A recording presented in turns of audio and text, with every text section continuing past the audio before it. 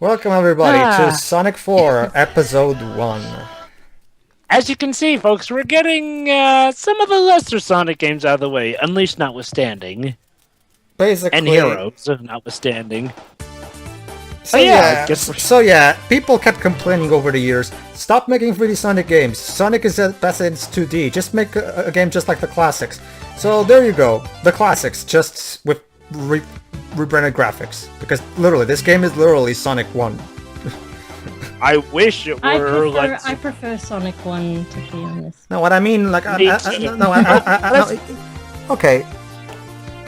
Let's get down to the main meat of it, okay? There is no momentum in this game. None whatsoever. That's the main problem. It's like, well, if this had momentum, that would make this game a lot more fun, because building up momentum was half of the fun in classic Sonic. For me, this game is basically Sonic Pocket Adventure HD. It's a bad fan game. Actually, Shiroi, to give Sonic Pocket Adventure credit, it didn't have stuff like this or that. And what are you doing? Pedro, you might want to stop shooting out like in Sonic 06.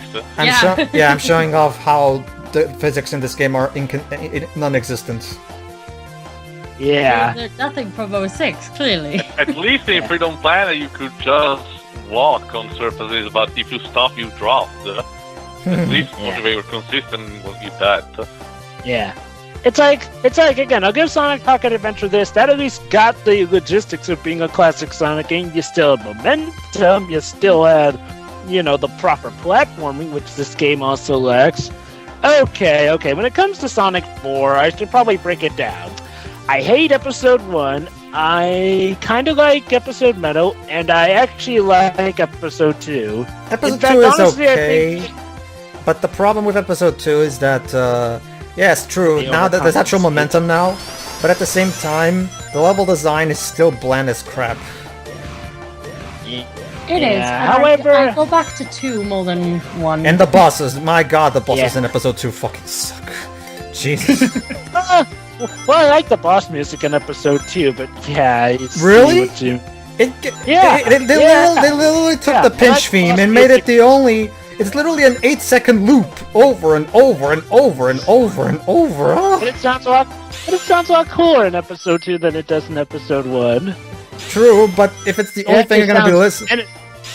Jovah, the boss of Oil Desert, in Episode 2, lasts, 6 minutes. Do you have any idea how annoying that can get? I actually found a way to speedrun through that, but I should probably reveal my secrets when we get there. Oh well, back to this episode though. Walking through plastic hill zone.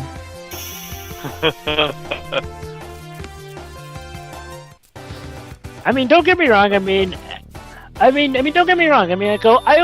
I'm okay with Sonic 4, but when it comes to Episode 1, my god, does it sometimes make my blood boil with how Sonic 4 as a whole was just basically a mistake. This is a game that it was not made... you can tell there was... when it comes to Episode 1 at least, you can argue some stuff for Episode 2. But when it comes to Episode 1, in particular, you can tell that no actual effort or care was put into this. This is a cheap knockoff made specifically because SEGA commissioned them to just make this on a very low budget, just for the purpose of, okay, fine, you guys want the classic Sonic game? There you go, there's your classic Sonic game. And also the thing is, I mentioned this in another playthrough, but this wasn't meant to be called Sonic 4. They just named it that because they thought it would sell better if it was called Sonic 4. Yeah, exactly. I was about to get to that. Originally, this game wasn't even supposed to be a classic Sonic game. I believe it was supposed to actually be rush-free. I mean, to be fair, it even has the rush engine and everything. Colors DS is rush-free in everything but name. Oh, I know. What I'm saying is that this was supposed to be rush-free, before what happened with Dim's and Sonic Team. But yeah, one thing that baffles me is that why would Sonic Team, have Sonic 4, one of the most asked for Sonic games, be handled by your smaller division team as opposed to, your main team. Ladies and gentlemen, a cameo from the pit from Mystic Cave.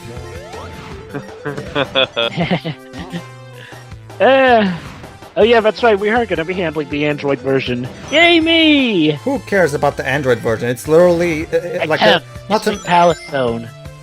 Oh, that! No, I thought you meant Sonic 4. Okay, never mind. Yeah. Oh, no. I was talking about Sonic 2. The mobile versions of Sonic 4 Episode 1 actually have... No. The Android versions of Sonic 4 Episode 1 actually do have exclusive stages to them that were removed from the console version specifically, but left untouched on the... But there is a beta. But there is a beta that was leaked from both on the 360 and on the Wii that actually still has. Because originally this game, here's a little bit of trivia. This game was originally going to be released in summer 2010.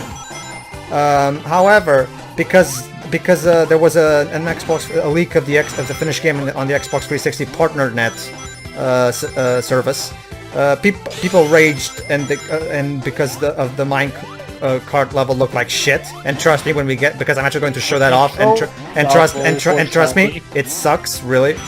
So basically I thought, okay, fine, let's delay it for like 3 months and add 2 new stages. Replace the 2 stages that people complain the most. We can't do anything else. So yeah, the mobile versions were left untouched, but the console versions got 2 replaced packs. You guys ever try to play this on an iPhone? I don't have... the only games I have on my Android are Layton Brothers and Sonic 1 and 2. It's terrible because they use that whole touchscreen joystick that... How are the touchscreens on the Taxman ports? They're fine, but honestly, it's kind of annoying in the Android version. The problem is that for as hard as Taxman Stealth tried to make them work, the problem is that those games were not designed for touch controls. It's just and it doesn't help that the Android versions also run at 6. Sort of an awful pain at stuff like the Mystic Cave Zone boss. That plus touchscreen controls with, the falling stalagmites. Ugh. The worst place a Sonic game has ever had touchscreen controls is the iPhone version of Sonic All-Stars Racing Transformed. It's like, why couldn't you just tilt the phone? It would make more sense, like the wheel in Mario Kart for the Wii. Yeah. It's like motion controls to the Android aren't existent. And by the way, now that we're gonna get into the boss, it's time to address one of the elephants in the room: the music. What? Oh, this is not Jun Senui's best. Jun, I love you, man, but stick to rock and roll. That's what you know. Because basically Pedro, he did find in Sonic 3 and Knuckles. Yeah, but that's the thing. That was like how many years ago? 2 or 3 tracks. It was. Yeah, that. Yeah. And by the way, speaking of Jun Senui, this boss music is actually a beta boss music from Sonic 3D Blast for the Mega Drive, on which Jun was the lead composer.